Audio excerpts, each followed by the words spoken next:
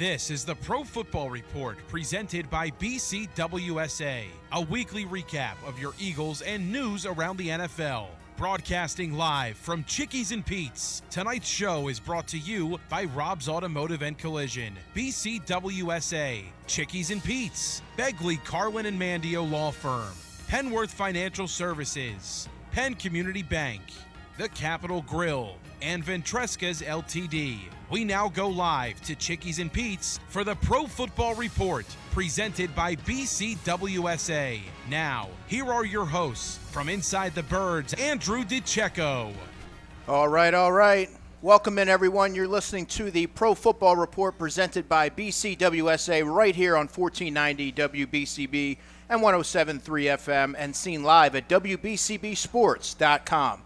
So who is Sean Mannion, the Eagles' newly appointed offensive coordinator, and what's going on with Vic Fangio? We're going to get into some Super Bowl conversation as well and answer all of the questions that you have.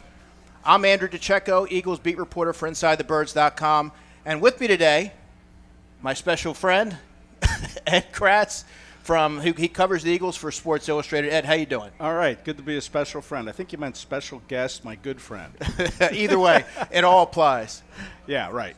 Happy to be here, Andrew. Thanks for having me back. So, yeah, of course. So we have a lot to get into because you and I haven't had a chance to unpack a lot of these things here. So over the weekend, Sunday qualifies as the weekend. Yeah. There was a report that came out from our buddy Jimmy Kempski that Vic Fangio informed the Eagles that he was going to retire. And it was Team Brass who convinced him to return for another season, at least one more season, I think was the wording there. Are you surprised at all? Because even last season, after the Super Bowl, there was some contemplation there from Vic Fangio that he was maybe considering walking away. And you have to remember, he's going to be 68 years old before the start of the regular season. There's family dynamics that sometimes play into these things. He's been coaching for over 4 decades. And you have to always think to yourself, if you're Vic Fangio, I imagine, can you go through another season where you have to prepare and you have to get a number of different players on board and go through the grind of an everyday of a season? Yeah, you're right. It is a grind, and he's at that age where maybe he wants to take a little step back and enjoy life a little bit more, because you know how it is. These guys put in long hours, long hard hours, getting game plans together, helping players improve, helping them with their assignments week to week. So it is very strenuous. And for someone of Vic's age, and I don't want to sound, ageist or anything, because I'm getting up there myself. No, you're not quite there. I'm just saying that, it does become a grind. And it's interesting because, when you talk to some of the players, you'd ask them about Vic, and they weren't sure he was going to come back. And I think one thing that was interesting, if you remember a press conference from Michael Clay, he said, Vic said when he retires, he wants to be a special teams coordinator because he thinks that special teams coordinators have it so easy, I guess. But, he brought up the retirement word late in the season, so that maybe there's some talk about him retiring as the season went on. And I think as we sit here now, days before the Super Bowl week, that Vic is supposed to come back. I think the Eagles have convinced him to return. And he'll be back, but they have to start planning for that day when Vic walks away, and it probably will be after this season. Do you think he's coming back? I do. I think that's the expectation, but you bring up an interesting point, and it's a great segue. Who would be the heir apparent to Vic Fangio when, in fact, he does decide to walk away? You have to look at the staff right now, and Jimmy's report included that they entertained the possibility of a Jonathan Gannon, who, of course, now is with the Green Bay Packers. And I believe it was Jim Schwartz as well. He's still under contract with the Cleveland Browns. But internally, to me, I look at Clint Hurt, who has been a defensive coordinator for 2 seasons with the Seattle Seahawks a couple years ago. He would be someone who has proven that he can do it. He has that commanding presence. But if you're looking for a younger coach who I believe would have Vic Fangio's blessing and stamp of approval, it's going to be Joe Casper, who was newly appointed defensive backs coach. He replaces Christian Parker. Yeah, it'll be interesting to see if Fangio does return, and that is the expectation. What Casper does with that secondary, I mean, he's inheriting two Pro Bowl players, All-Pro players in Quinyon Mitchell and Cooper DeJean. He's got a young safety in Andrew Makuba, so it'll be interesting to see how his secondary does this year. But yeah, he would be somebody that is young, kind of like the OC direction they went to, one young guy and then a passing game coordinator also in his 30s. But I love Clint Hurtt. I think he has done wonders with this defensive line. You mentioned the DC experience he had in Seattle, but I think what he's done with players like Thomas Booker, for instance. Great example. Yeah, who the Eagles traded away to the Raiders. It's a shame because they probably could have used a little extra depth in that D tackle spot. But what he's done with Jordan Davis, turning him into a pass rusher, getting him to buy into his body to lose weight. What he's done with Marlo Ajomo, a 7th-round pick. Jalen Carter, he's helped develop. I mean, there was a lot of expectation for Jalen, but still you have to bring someone like that along, and he's done a fantastic job. I would love to see Clint Hurtt promoted, and I know he had a D.C. interview, I think, with the Dolphins. Didn't get the job, so he probably will be back. And if Fangio does retire after the 2026-2027 season, I'd love to see Clint Hurtt get it. But let's not forget, too, you mentioned Jim Schwartz, but I think, too, Sean McDermott, I know he wants to take a year off, but he's a Philly guy. His brother is the president of the Philadelphia Union Soccer Club. His parents still live in the suburbs of Philadelphia. I mean, I think he'd be fantastic as a DC. And if you want to take it one step further, if the Eagles struggle next season, and Nick Sirianni might – I don't want to get ahead of myself here, but McDermott is a tailor-made, ready head coach, and he can coach the defense too. Now, I do want to get into your conversations with Clint Hurtt because I know you sat down with him at the Super Bowl last year, and we both talked to him in training camp. But just a little background on Joe Casper, who elevated into Christian Parker's role. Christian Parker, anyone who's listened or read my work you already know how highly I think of him, and I think he's going to have tremendous success with the Dallas Cowboys as their defensive coordinator. But Joe Casper he was brought on as a defensive assistant in 2022, or I think he was there in 21 and 22, and then Vic Fangio was kind of hanging around the Eagles a little bit during the 22 season.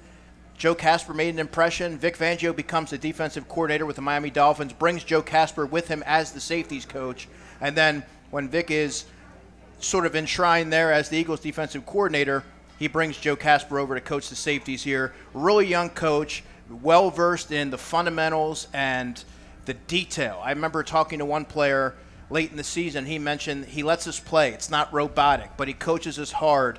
And so that is a coach that, it's still a little early. He has to be able to take on an elevated role and prove that he can handle it.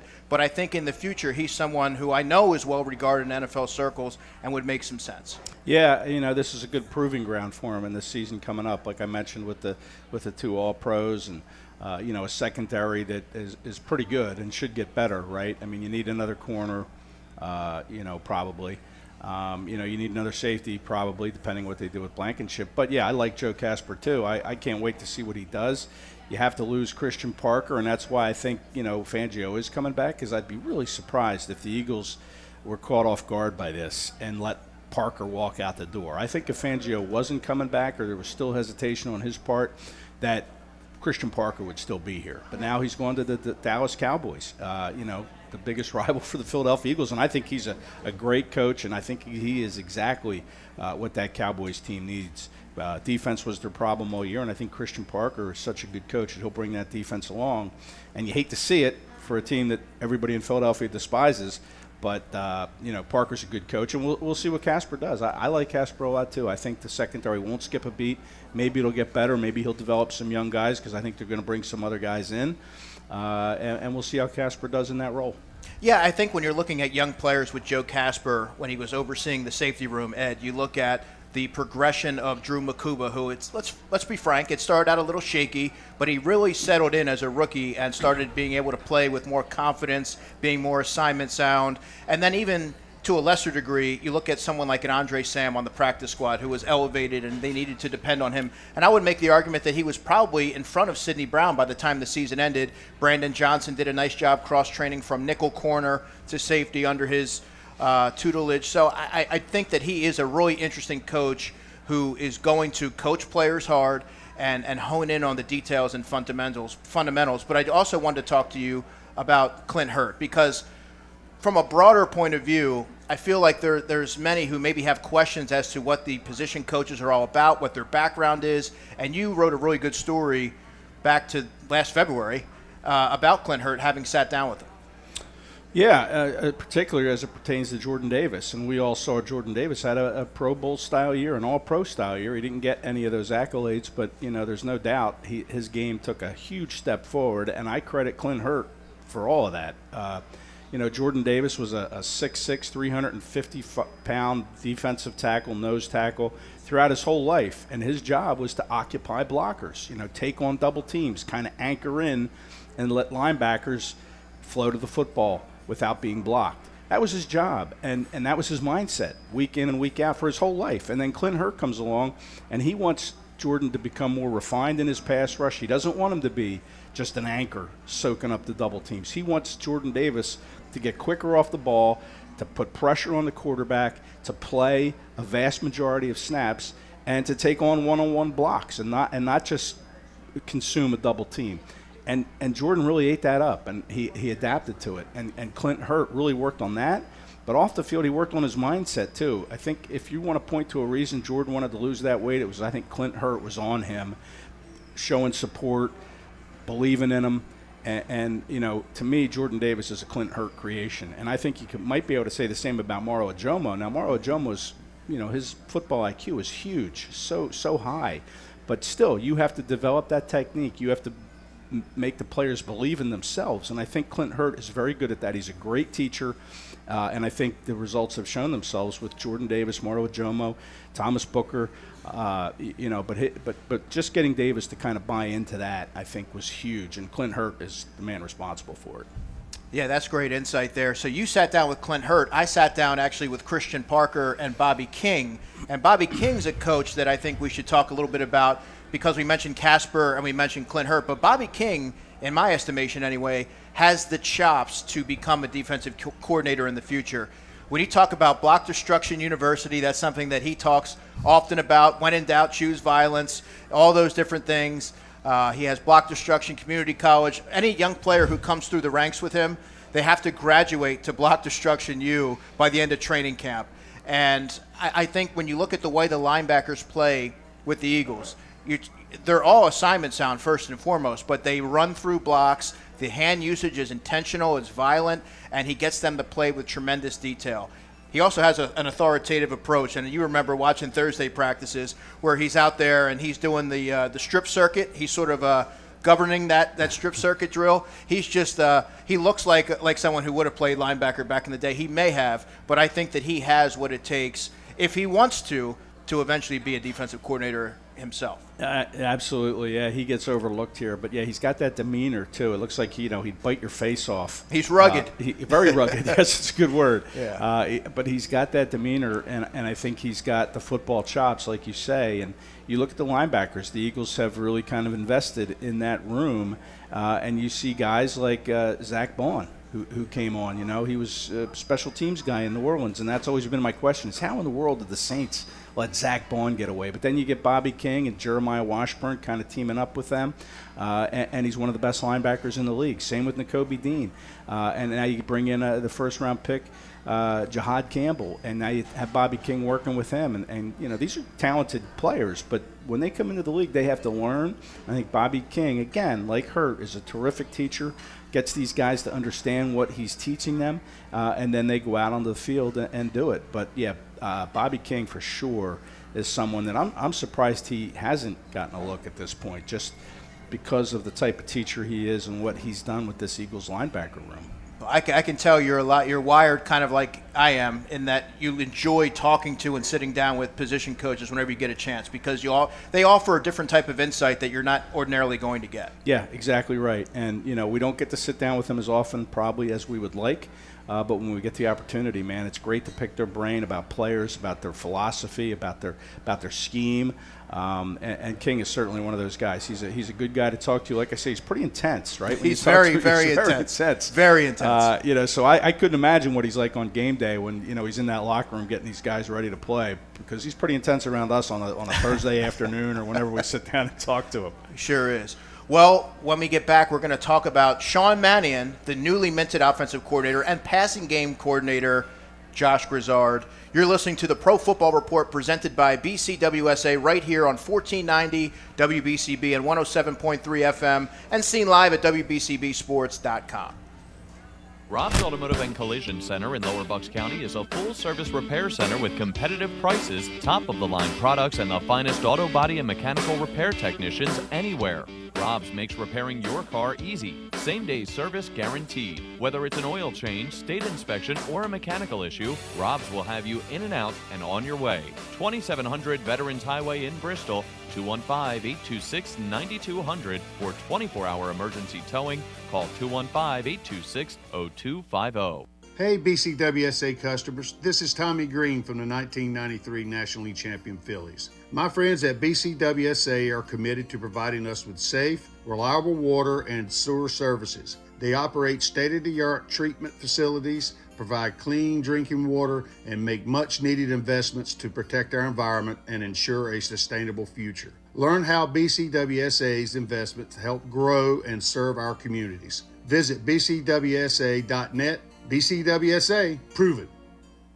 Hi, it's Pete from Chicky and Pete's. Bring your party to Chicky and Pete's. We can handle groups of all sizes at our locations across the Delaware Valley. Big parties, small parties, company parties, family parties, get-togethers with friends. Order off the menu or our special catering options. We can do it all, including coming to your home or office or special Play 2 party packages at our South Philly location. Book your party today. Hurry, the space is limited. Visit chickyandpete's.com for details. Chicky and Pete's is official caterer of the Philadelphia Eagles Touchdown Club and a proud partner of the Philadelphia Eagles. When an Eagles player gets hurt, the team takes care of him. When you get hurt, the attorneys at Begley, Carlin, and Mandio will take care of you. They understand that a severe accident can be a life-altering event. You need a reliable teammate to fight for you. The attorneys at Begley, Carlin, and Mandio will get you great results. And if there's no recovery, there's no fee. Contact them today at 215-750-0110 for a free consultation.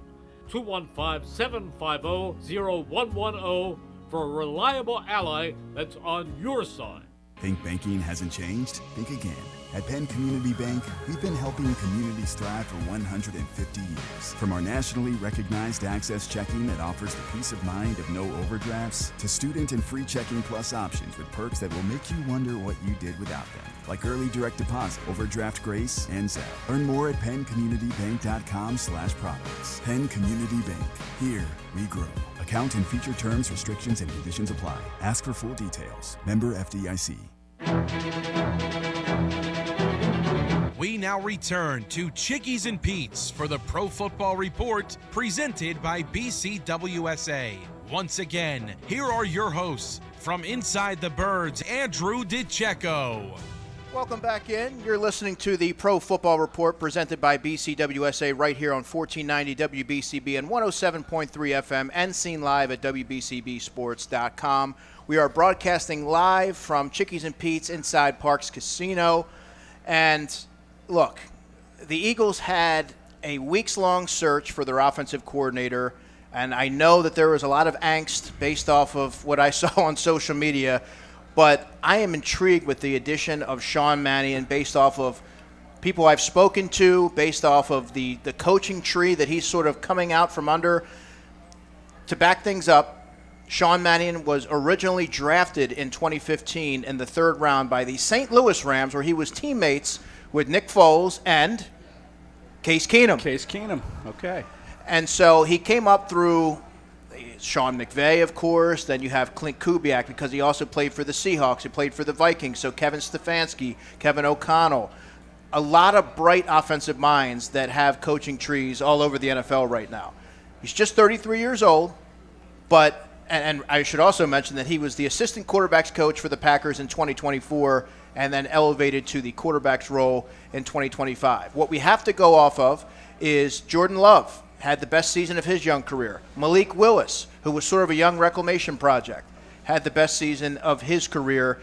And based off of everything that I've gathered, the Eagles are getting a bright-minded offensive coach who has a lot of ideas, and I'm curious to see what direction he heads this offense.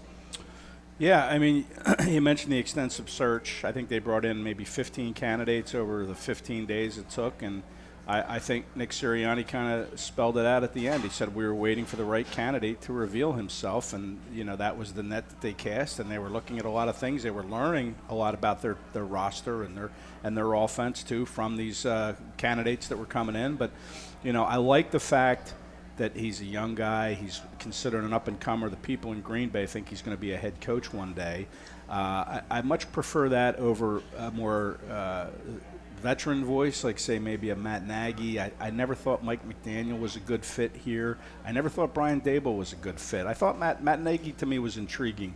And now he was just named the Giants' offensive coordinator. But I like the approach. I like them bringing in kind of a younger voice, someone that can relate to the players. This guy apparently has a mind like an elephant, man. He can just remember things. He can remember plays. He can remember what was done against him, back in the first quarter, if you're in the fourth quarter. I mean, to me, he's somebody that's certainly worth a gamble, bringing him in. And like you said, he has learned from a lot of great minds in this league. Matt LaFleur, a very good offensive coach. He's been in his system for a couple years. Mannion's played the game. Kellen Moore was a backup quarterback in this league. When you see it from a quarterback's eyes, when you're in a huddle, when you're at the line of scrimmage going up against the team, to me, that's invaluable experience. And I like the fact that Sean has played the game. As one person put it to me, it was very obvious that when his playing career was over that he was going to be a successful coach at the next level. I was told that his knowledge of the game and ability to teach it is top-notch. And at Oregon State, playing under Mike Riley, they had a very intricate West Coast system. And it was understood that whatever quarterback kind of went through that, it took a little bit of time. But Sean Mannion mastered it from day one, and he was a 4-year starter for that program. So you have to look at now, what could he potentially be bringing to this Eagles offense? Could it be a West Coast style? If so, that's going to be very timing-based. You're going to see probably more motion if we're going off of what they did with the Packers, more under center, play action. And so it's a stark contrast to what the Eagles have done in the past. So now the question becomes, will they be able to shape the offense around some of those ideologies? Yeah, I love all those things. I love the under center play action. I love the motion. Nick has always said you don't motion just to motion, but I don't always agree with that. I think you can motion just to motion to get the other to get the defense to think about exactly what you're trying to do, even if it's just to motion, just to throw them off. But I think by motioning, that gives the defense something else to think about. I'd like to see this offense be a little more motion based. A story I read about Mannion, and I can't wait to talk to him to ask how true this is. I'm assuming it is. When do you think it will be, by the way, when we do get to talk to him? Well, I mean, I don't think we talked to Kellen or Petullo when they got hired, or Vic, until OTAs in May, I think it was. So, we did get Petullo at the Super Bowl last year, so we kind of knew at that time Kellen was going to leave, so we were able to kind of get his philosophy and his thoughts on being an OC. That was an advantage, but we don't have that. So I'm assuming it's going to be then. I don't think they'll make him available any sooner than that. But I read a story where when he was 7 years old, his dad took him to a high school football game. I think his dad was a high school football coach. And Sean brought along a yellow padded notebook, and he took notes about the game, and he wrote down everything that he saw. He had questions, filled up the notebook, and he showed his dad, and they talked about it. His dad kept it and gave it to him, I think, when he got drafted, or maybe when he got his first head coaching or first coaching job. I think his dad gave him that notebook back. They kept it. And I thought it was an interesting parallel when you think about Andy Reid, another quarterback's coach who came from the Packers to be the head coach all the way back in 1999. Remember, Andy Reid was famous for this binder that he kept, this 10-pound loose leaf binder that he brought to the interview, and he was so thorough and so detailed, but everything was right there. And that's kind of what it reminded me of when I read this story about Sean having this yellow line notebook. Like, man, dude's 7 years old, and he's into football, and he's asking good questions, and he's writing down good notes, and his dad was real impressed by that. So, that's one of the things I can't wait to talk to Sean about. I think it's just an interesting parallel. Yeah, it is. And I think what also helps Sean Mannion's credibility, Ed, is that he played the position at the highest level. So if you are 33 years old, now all of a sudden you have to command a room. He commanded the quarterback's room, but now to a much larger audience. I do believe that will help with the buy-in. Now, there's some school of thought that you don't want to completely rip out the foundation of the offense and reimagine it because it does take time and it's going to require some patience. It's not going to be instantaneous. But how many concessions should he realistically make to maybe acquiesce to Jalen Hurts? I do think that for Sean Mannion to really evolve this offense and take it to the next step, he has to be able to see the offense through his vision and maybe not take as much interference, because a lot of what we've seen over the last really 5 years, Ed, has been an offense that's largely stationary. It's a little static at times. It's compressed. They don't open things up enough. There's not a lot of middle of the field utilization and things like that. I think Sean Mannion needs to be able to run his offense without a whole lot of interference. Yeah, and that's kind of Sirianni's belief, is a very conservative approach on offense. He doesn't want to put the ball in harm's way. You know, he brings that up, especially late in the season. It seemed like he brought it up in just about every press conference, how good they are when they win the turnover battle, 42-3, I think. When they win that turnover battle. So they have a very very conservative, I should say, approach to what they want Jalen to do with the football. But I think we see with Sam Darnold in the Super Bowl, Sam Darnold is prone to interceptions. I think he's one of the top throwers of interceptions this year, has a lot of them in his career, and here he is in the Super Bowl. So you can overcome things, especially if you have a solid defense like the Eagles are expected to. So, yeah, it would be nice to see if Mannion can coax, and I think it's a Sirianni thing, coax more of an aggressive approach from the head coach. Now, ordinarily in this second segment, Ed, we do the injury report, but the Eagles aren't playing anymore. So while it is ordinarily time for this week's injury review, brought to you by the attorneys at Begley, Carlin, and Mandio, contact them for a free consultation at 215-806-3689. That's 215-806-3689. Instead of that, we're going to talk about Josh Grizzard, the newly appointed pass game coordinator. Back in 2020, I want to say, I was at the East-West Shrine Bowl in St. Petersburg, Florida, and multiple people pointed Josh Grizzard out to me, who at the time was the Miami Dolphins wide receiver coach. He was coaching quarterbacks at the Shrine Bowl, I believe, but they said, keep an eye on this guy. He's going to be an offensive coordinator in a matter of time. And he's just 36 years old, but adding him onto the staff, I think, supports Sean Mannion, where you have someone who has called plays before. He's younger, and he can be sort of a sounding board, and they're going to collaborate, I would imagine, with their vision of how they can best utilize the talent that they have, open things up. I think you're going to see a lot more spacing with the patterns that the receivers have to run, and there's going to be more motion. So I think this is a really good addition. When Josh Grizzard, he was in the mix for offensive coordinator. For the Eagles to get both Sean Mannion and Josh Grizzard, I think that's a home run. Yeah, and, you know, the passing game coordinator gets a little bit overlooked, obviously. In fact, when they announced they were hiring Josh Grizzard, it took me a minute or two to think about, now, who was the passing game coordinator last year? And then it came to me, Parks Frazier. But we never really got a chance to talk to Parks. No. You don't know what that collaborative was between him and Patullo, and then, of course, Nick Sirianni, and then the run game coordinator, Jeff Stoutland. You don't know what that whole collaboration was like. But I think again, you have to credit this search the Eagles went on, this 15-day search, because they interviewed Josh Grizzard twice. There were 4 candidates that came back for second interviews. Mannion was one and Grizzard was the other, and they ended up getting them both. And I think there's going to be a pretty good collaboration between these two guys. Grizzard was the offensive coordinator for the Bucs last year. He was scapegoated, I think. I think he was. You know, because he was without some of the weapons. He didn't have Mike Evans for a good part of the year. Bucky Irving was hurt. Tristan Wirfs was hurt. I think the other receiver. Emeka Egbuka was hurt. Exactly. So, I mean, you know, it's hard when you start losing personnel like that. So, Grizzard, they were great to start the year, right? I think the Bucs were 5-2, 6-2. The Eagles went down there and beat them. The Bucs, I think, were 3-0 at the time, and then they kind of hit the skids when the injuries started to pile up. So, you know, he's been an OC in this league. He's called plays in this league. That's something that's one knock on Mannion is that he doesn't have is the play calling ability. But I think, with those two working together, we'll see how this offense operates. And I think it's going to, and I really do believe that it's going to be a successful offense. And I should also mention that when Josh Grizzard in 2024 as the pass game coordinator for the Buccaneers, he did handle the third down play calling, and they were very efficient in that area. So I'm really interested to see what that collaborative approach looks like between those two. And I can't wait to speak to both of those guys because they're going to have their fingerprints all over this offense. And I imagine that you're going to see a much more modernized version of the offense that many of you had all been clamoring for.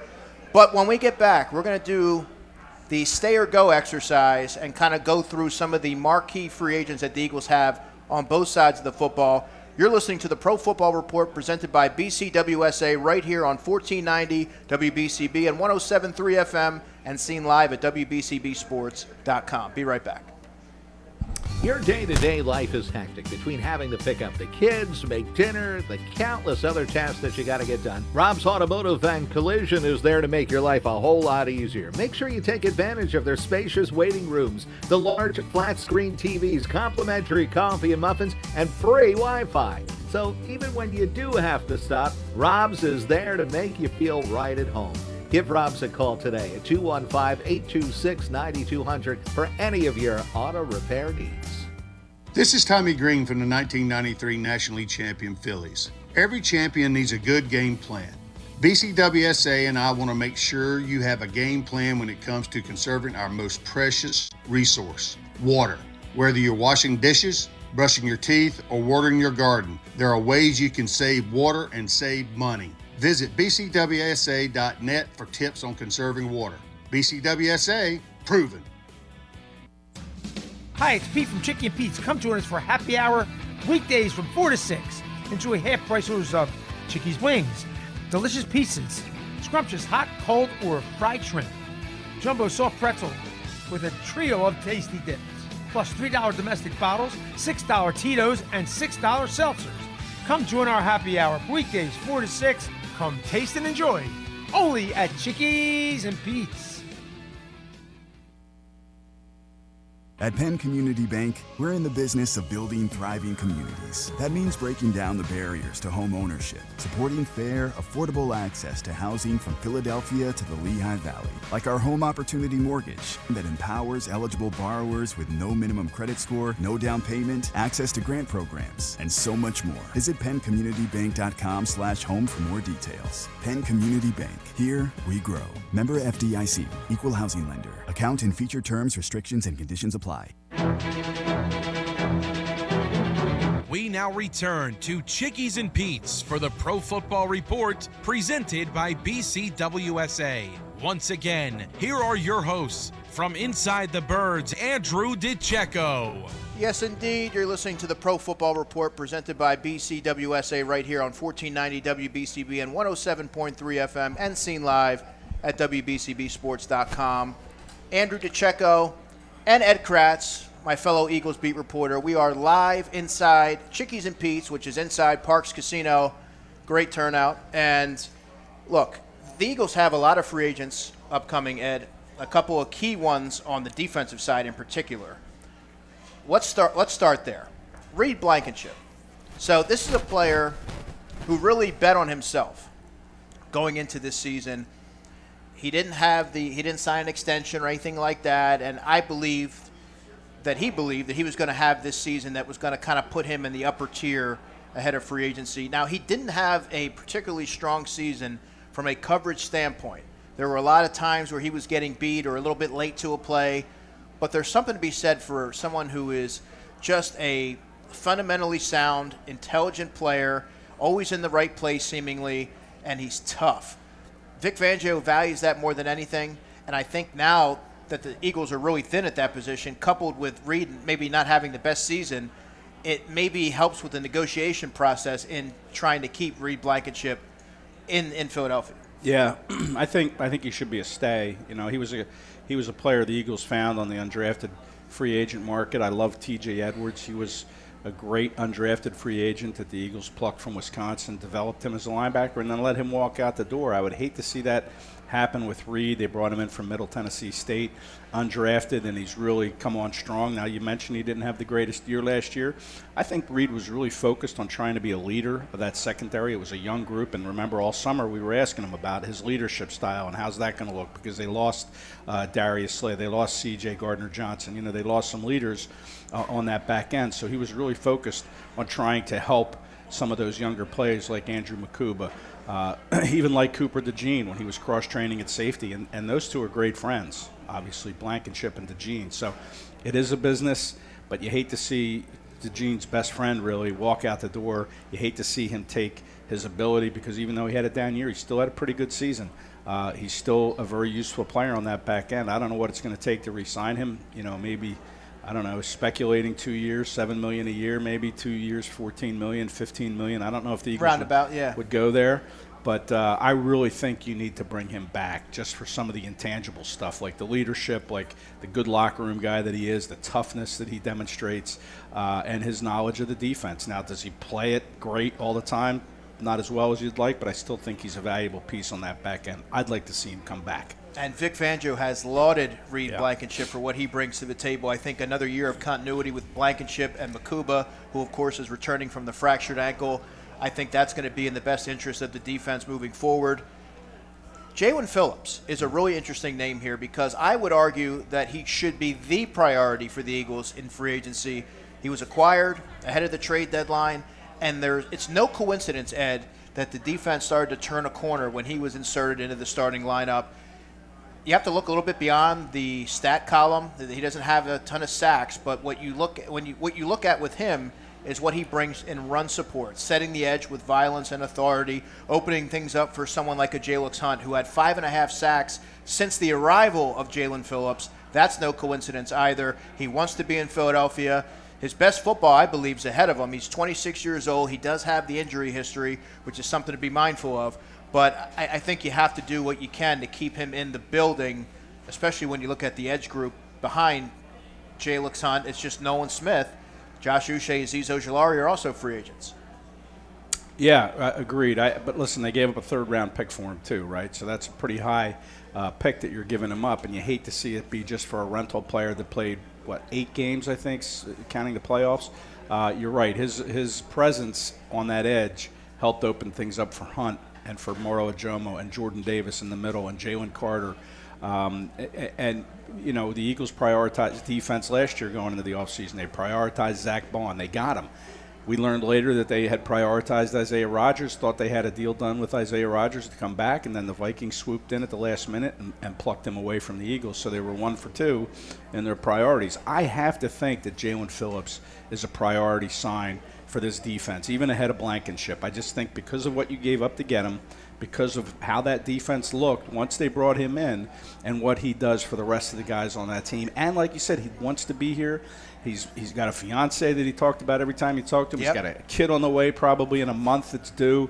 I mean, this guy wants to find some roots. But, edge rushers, they make a lot of money. And, is it a $20 million per year deal for him? Well, I think you take that. I think maybe your walking away point is 24, 25. Wow, okay. But it depends on what the market dictates and what the Eagles value him as. Yeah, I thought maybe the injury thing might bring that value down a little bit, just because there is the concern. Remember, he was a guy that retired briefly while he was at UCLA because of a concussion history. Came back, obviously, got drafted in the first round, but I think he had was it an Achilles or an ACL? He had both. Both, yeah. So, I mean, he's a guy that, the injuries might bring that value down a little bit. Maybe he likes it here so much. Maybe he takes a hometown-type discount, but again, he's getting married. He's got a kid on the way. He probably wants as much money as he can make. He's 26 years old. He feels like he's earned that. I feel like he has too, but we'll see how that injury history factors into it. Yeah, because otherwise they're going to have to explore the free agent market to add another edge rusher, or they're going to have to draft one relatively high to complement the group that they already have, because it's razor thin. Yeah. Now this one's a little bit tougher. Nakobe Dean. You and I have talked a lot about our conversations with Nakobe. Nakobe is the heartbeat of the Eagles defense in my estimation. He plays with toughness, tenacity. He's a heat-seeking missile downhill. He's an excellent blitzer, had 4 sacks last season, 55 tackles, 10 games played, 8 starts. He's battled through a ton of adversity, perseverance, has made just as much of an impact off the field in the community. It's just very hard to envision a world where the Eagles are able to pay Nakobe Dean, because it is a luxury to have 3 starting caliber off-ball linebackers. It's not a necessity. And I do believe that Nakobe Dean, at 25 years old, is going to have considerable amount of suitors on the open market. Yeah, again, the injury history, we'll see how that impacts what he can get on the open market. But they drafted his replacement pretty much with Jahad Campbell coming in here. So, to me, you're right. He is the heart and soul of this team. And the one thing he brings to that defense, in addition to all those things you mentioned, to me is he brings fun to the defense. That was one of the things he talked about when he came back, is that was the first thing he wanted to see was his defense to have fun again, to celebrate plays, to play together. He felt that there was a little something missing along those lines while he was watching from the sidelines as he rehabbed his knee. So, he's a fantastic individual, great person, great player, in my opinion, when he's healthy. That's the big if, or a big when, I guess, is when he's healthy. And, you hate to see the Dallas Cowboys out there lurking. I see it a lot on social media. Hey, could Nakobe Dean go to the Cowboys? Now they got Christian Parker. Do they bring in Dean? Maybe Reed Blankenship if he doesn't come back? These are all positions that the Cowboys need, and these are good players, good people. You would hate to see that happen. I would like to see Dean come back. I absolutely would. He would be the one I would pound the table for if I'm in that decision room. I'm not, but I don't think they bring him back. Nor do I. Vic Fangio loves Nakobe Dean, though, and it's odd, Ed, because two of the Eagles' pending free agents in Nakobe Dean and Reed Blankenship were arguably the two most intelligent players on that side of the field. Yeah. So it's something that they're going to have to sort out. It's never going to be easy. I don't know if this is going to be a maintenance type of offseason like last year, but you're going to have to make some difficult decisions, no doubt. Now, on the offensive side, Dallas Goedert. Dallas Goedert had a career year last year, but I think his age, being 31 years old, his injury history might drive the price down. The Eagles were able to reach an agreement with Goddard last year in May. It was a team-friendly deal. You might be able to see something similar, I would imagine. You couple that with the fact of his rapport with Jalen Hurts. That was very evident going back to training camp. He saw most of the targets, and that's correlated into regular season success. Kevin Patullo, say what you will about him, but he was the first offensive coordinator that I can remember under Dallas Goedert that found a way to utilize him in the red zone.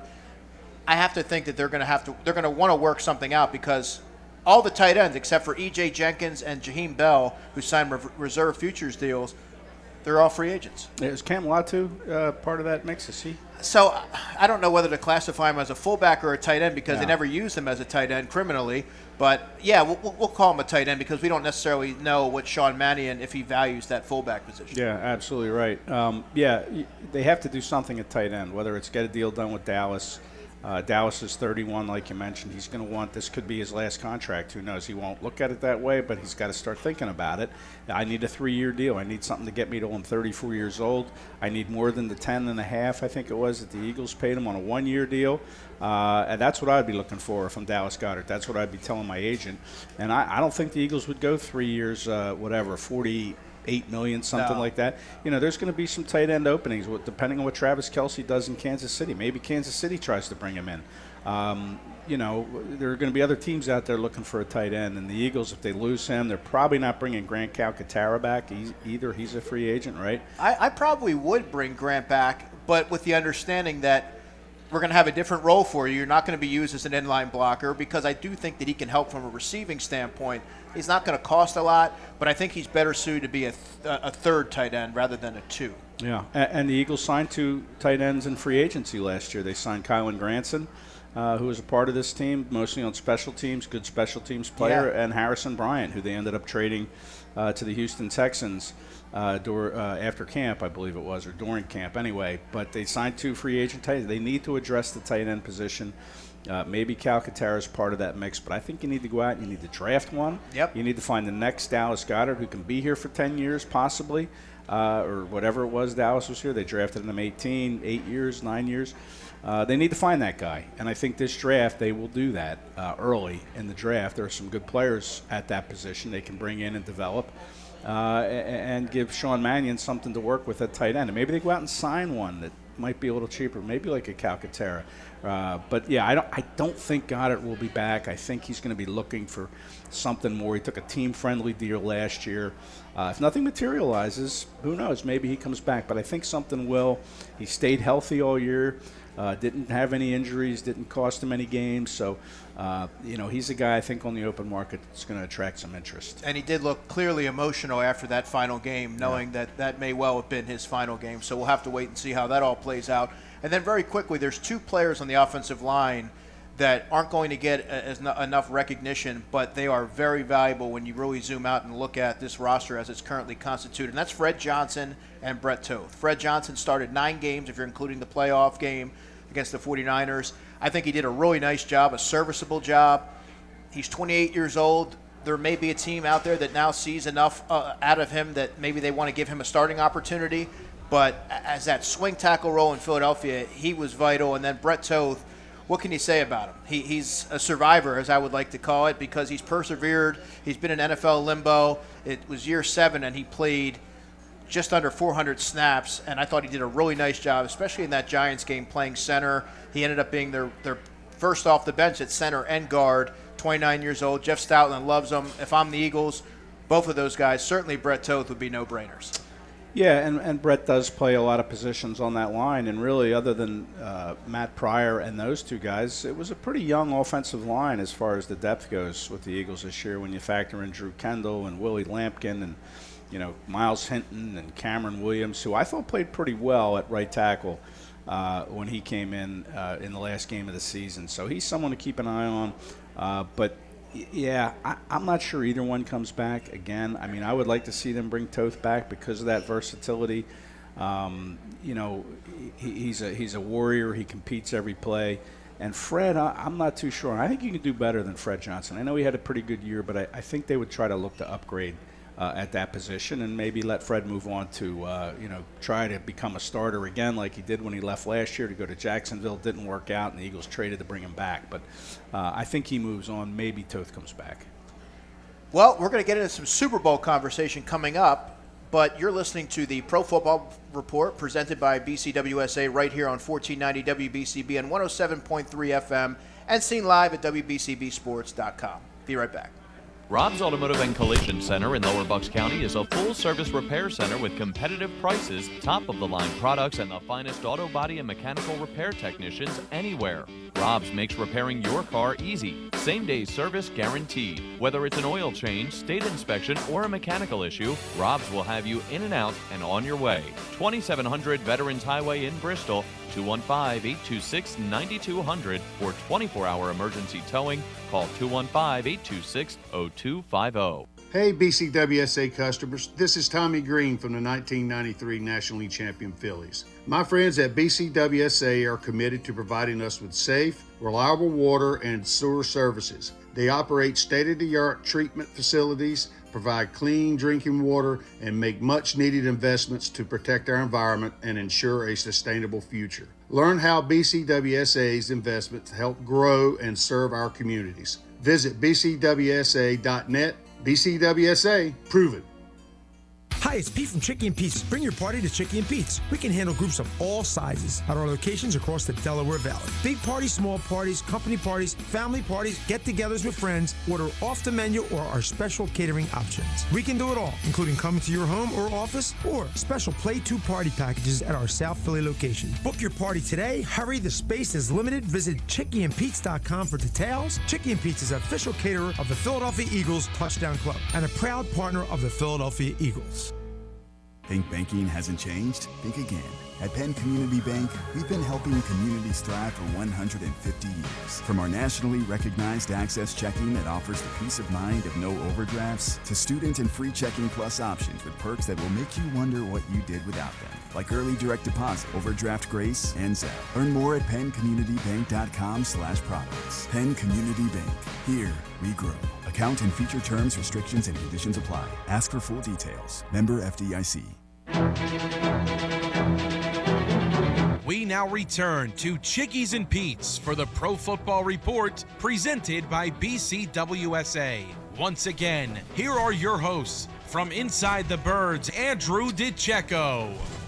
Welcome back in. Andrew DiCecco, joined by my fellow Eagles beat reporter Ed Kracz, who covers the team for Sports Illustrated. We are broadcasting live inside Chickies and Pete's, which is inside Parks Casino. And while we got to a lot of the stay or goes, probably the most important or the most relevant stay or go that you and I both get a ton of questions about, Ed, before we get to the Super Bowl talk, is A.J. Brown. Will A.J. Brown stay in Philadelphia, or will he be playing elsewhere next season? So the way that I'm looking at it, I don't know if it's tenable. I just don't know if you can afford, if you're the Eagles, and we'll look at it from A.J.'s side too, if you're the Eagles, can you go through another season with a player who might not be happy playing this style of offense? If you're not going to be able to get him 8 or 9 targets a game, which is what A.J., he wants volume, and I don't know if this offense is equipped to get him the volume that he's looking for. Can you deal with another year of an unhappy player with cryptic tweets and things like that? We've covered A.J. since he's been here. Great guy, great teammate. But if he's not happy, he's not happy. And if you're A.J. Brown, you want to go somewhere where you feel like your skill set's going to be maximized and valued. And I don't know if that'll be here in Philadelphia, because I just don't know that they're going to be a high enough volume passing attack that's going to be able to fulfill what he's looking for. Or an aggressive passing attack. You know, we mentioned earlier it's a conservative approach Nick Sirianni likes to use, and I don't think A.J. was really happy with that. And an unhappy A.J. was an unfocused A.J. That's why I think he saw the drops that we saw from him. Very uncharacteristic. They probably should have won the game in L.A. against the Chargers, dropped the pass in the end zone late in that game. And that game, by the way, was the last time A.J. talked to us. And usually, you know, he's one of the more outgoing players on the team. He'll talk once a week. He'll talk after games. But he didn't talk to us after that game. And what was that, December 8th? December 8th. It went into December 9th because it was about midnight in the SoFi Stadium locker room. Yeah, so he just shut us out. Like, he just wondered if, you know, he had already checked out at that point. And then we saw some drops against the 49ers in that playoff loss. So, I think, listen, if A.J.'s not going to be happy, you don't want to go through that drama again that he brought with his social media. You know, some of the things he said on Twitch, I guess it was. There was on some stream or something? Some Twitch stream. I mean, I don't know anything about Twitch, but you don't want to be airing out dirty laundry. You have to keep that in-house. And certainly that was something that I believe earlier in the season that it was a big story or a big talking point. Yeah, I think that's kind of the next issue to tackle here in the offseason. Now, listen, you know, it's going to be a big hit that you're going to take, salary cap-wise, dead money-wise. I think you wait till after June 1st. It kind of lessens both of those things. And maybe if he comes for OTAs, at least you get to see how he is in OTAs, and you get to see what Sean Mannion is doing with him in OTAs. Maybe he's happy, but you can't endure a season like that. And I suspect that, you know, they're probably going to try to get rid of him. And then, you know, that's a Hall of Fame receiver right there in the making. And now what are you going to do? I mean, the receiver position's a blind spot for Howie Roseman. He got it wrong with Jalen Reagor, Josh Huff, J.J. Ortega-Whiteside, John Hightower, Quez Watkins. Anais Smith. I mean, maybe Johnny Wilson comes back and gives you something. They seemed pretty high on him before he got hurt last year. But he did get Devontae Smith right. Kind of a no-brainer. Heisman Trophy winner. They moved up to get him. Great pick. But it's been hard for Howie and his staff to identify receivers. And there's some good ones in the draft. Are they Hall of Fame caliber like A.J. Brown? We don't know. Losing A.J. would hurt, that's for sure. He'd leave a big hole on that wideout position. So I think they're going to do everything they can to make it work, but I don't think it's going to. That's well said. And in my mock draft, my DiCecco mock draft 1.0, which you can grab on InsideTheBirds.com, I had them taking a wide receiver in the second round, that being Omar Cooper Jr. from Indiana. I had the same pick. I had Omar Cooper as a third in my first mock draft, Eagles only. I had them taking him in the third round, but I think his stock is going up. I don't think he'll be there in the third round. I have the Eagles. I love Omar Cooper. I think he's a really good player. Eagles like drafting players lately from national championship caliber teams. You have Miami and Indiana. You could pick players just from those two programs at every level of the draft, and it would be a fine draft in my opinion. But I think Omar Cooper is somebody to keep an eye on to possibly replace A.J. Well, you know what they say, my friend. Good minds think alike. Yeah. Great minds, some might say. Well, there's no Eagles keys to the game to prepare for this week, but we're going to talk about the Super Bowl, Ed. And it's time now for this week's Penworth Financial Keys to the Game. The key to your financial future is Penworth Financial. Call them today at 267-997-4503 or visit penworth.com. You and I have covered a lot of players in this Super Bowl, if you think about it. Milton Williams on the Patriots. I didn't cover Matt Collins. You did. Then you have Christian Ellis, who I did cover.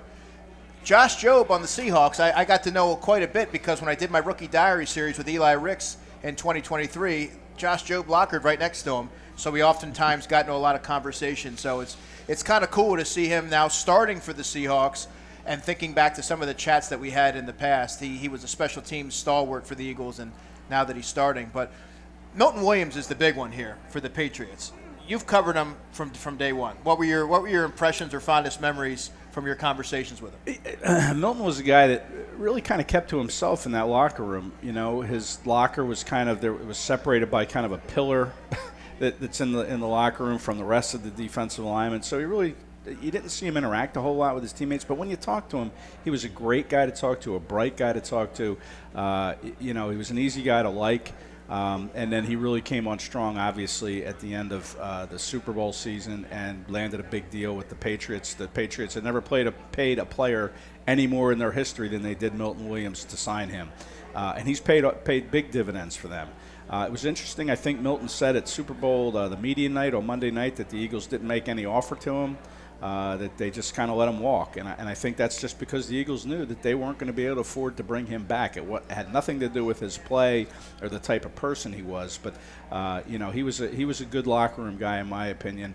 Didn't always see him interacting with his teammates, kind of kept to himself. Yeah, he but did. A little bit of a loner maybe.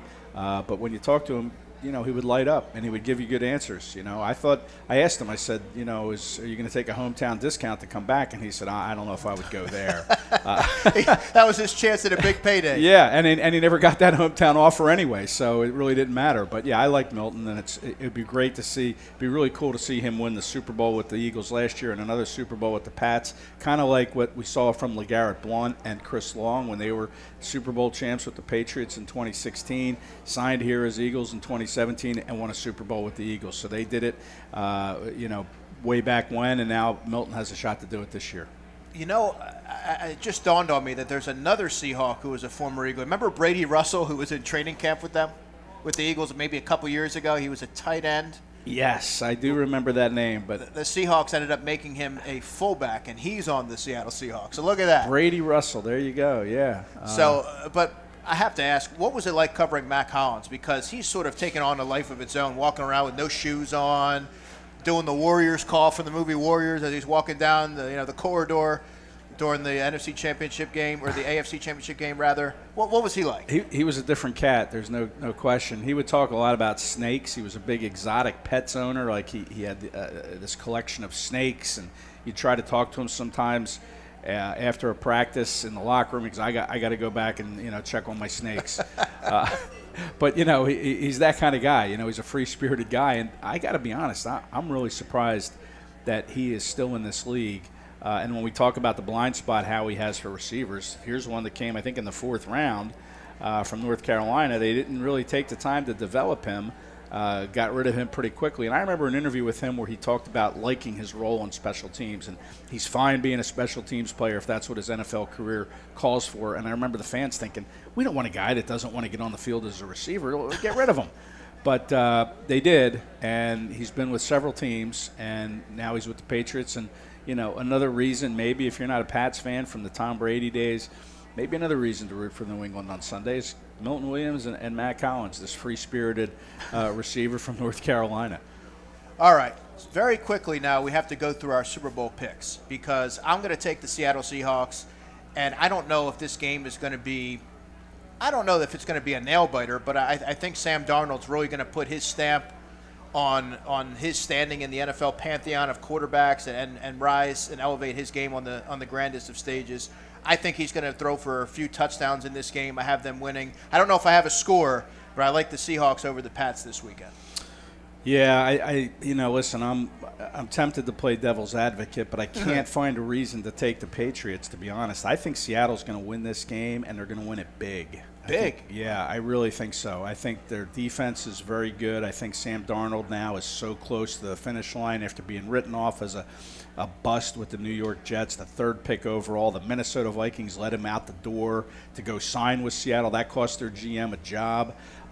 So I'm going to go with the Seahawks, and I think that they're going to win by, I'm going to say maybe 2 touchdowns at least. Wow. Well, Ed, I appreciate you joining me. That was a lot of fun. We have plenty more conversation to get to this offseason. I want to thank everybody for sticking with us for WBCB all season long. Thank you for listening to the Pro Football Report presented by BCWSA right here on 1490 WBCB and 107.3 FM and seen live at WBCBsports.com. Catch you next season. You're listening to 1490 WBCB and on your FM dial at 107.3 W297CL Levittown.